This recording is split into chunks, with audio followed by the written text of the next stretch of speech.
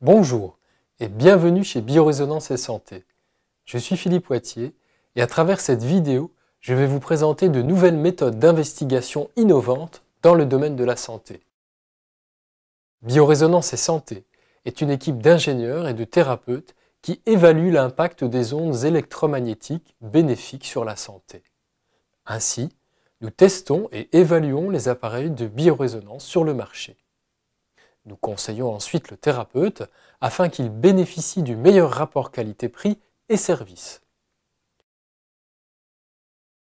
En tant que thérapeute en devenir ou confirmé, vous allez découvrir maintenant, à travers ces vidéos présentations, les 3 avantages majeurs des appareils de biorésonance. La définition de la biorésonance, les bases de la communication intercellulaire et le lien avec les thérapies quantiques. Les 3 avantages majeurs qu'ont les appareils de biorésonance sont d'orienter vos patients avec précision, d'accroître considérablement votre efficacité thérapeutique, de faire un suivi aisé entre 2 entretiens. Les logiciels sont intuitifs et vous proposent une grande souplesse d'investigation. Aussi, nous verrons pourquoi la biorésonance est une méthode non invasive et en harmonie avec le vivant. Mais tout d'abord, qu'est-ce que la biorésonance ? La biorésonance représente la capacité qu'ont les êtres vivants de capter et d'émettre des rayonnements dans leur environnement. C'est aussi une méthode thérapeutique qui consiste à enregistrer et à modifier avec un appareil les ondes électromagnétiques émises par le corps. La vulgarisation du principe dans le domaine acoustique est celui d'un diapason qui, excité, ne fera entrer en résonance que le diapason de même dimension. L'on dit qu'il y a résonance entre les 2 diapasons. Il n'y aura pas de résonance avec les diapasons de nature différente. Pour le corps, à un niveau plus subtil, les phénomènes de résonance qui se produisent sont englobés dans ce que l'on appelle la biorésonance. En réalité, chacune des cellules de notre corps agissent comme de petits résonateurs élémentaires susceptibles de communiquer entre eux, comme les diapasons. Les bases de la communication intercellulaire. D'éminents chercheurs, physiciens, médecins, tels Lakowski, Fritz Albert Popp et bien d'autres encore, ont prouvé que nos cellules communiquent entre elles par d'autres voies que celles classiquement reconnues, que sont les voies biochimiques et bioélectriques.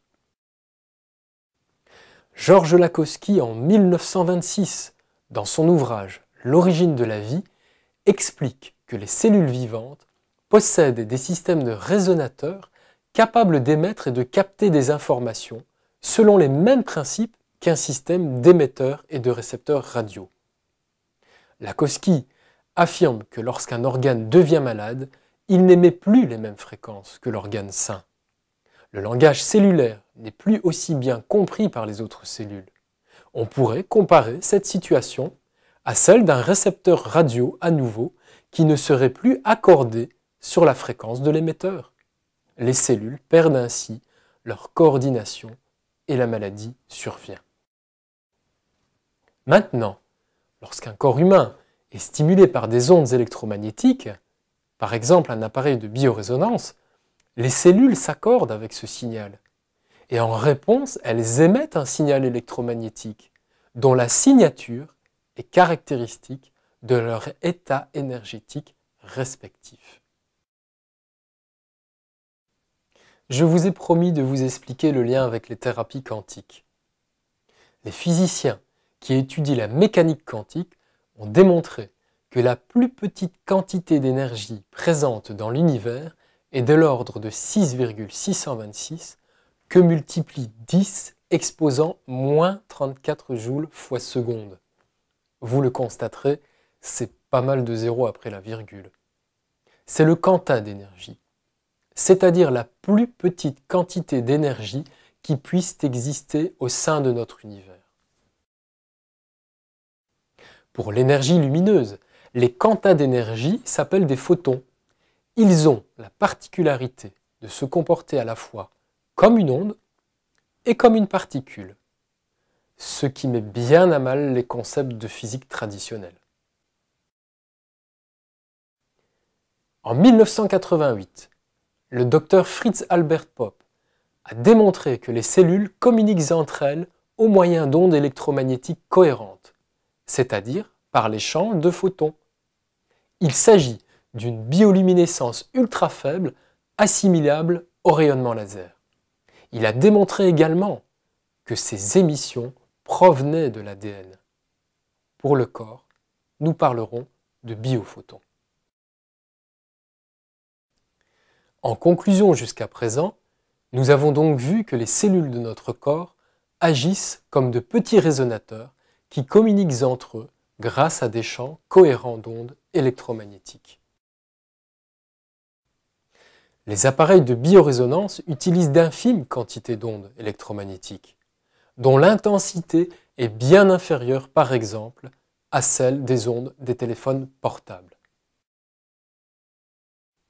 Ces méthodes d'investigation sont douces, non invasives et en harmonie avec le vivant, à l'image des thérapies énergétiques orientales, qui elles aussi s'appuient sur des phénomènes quantiques. Nous parlerons ainsi de thérapie quantique. Chez Biorésonance et Santé, nous tenons cependant à conserver une approche rigoureuse et scientifique des phénomènes observés par ces traditions. Maintenant, nous allons voir ensemble, pour ceux qui le souhaitent, comment ces appareils de biorésonance permettent d'orienter vos patients avec précision, d'accroître considérablement votre efficacité thérapeutique, de faire un suivi aisé entre deux entretiens. Biorésonance et Santé et moi-même vous remercions de votre attention. Cliquez maintenant pour accéder à l'une des vidéos présentations.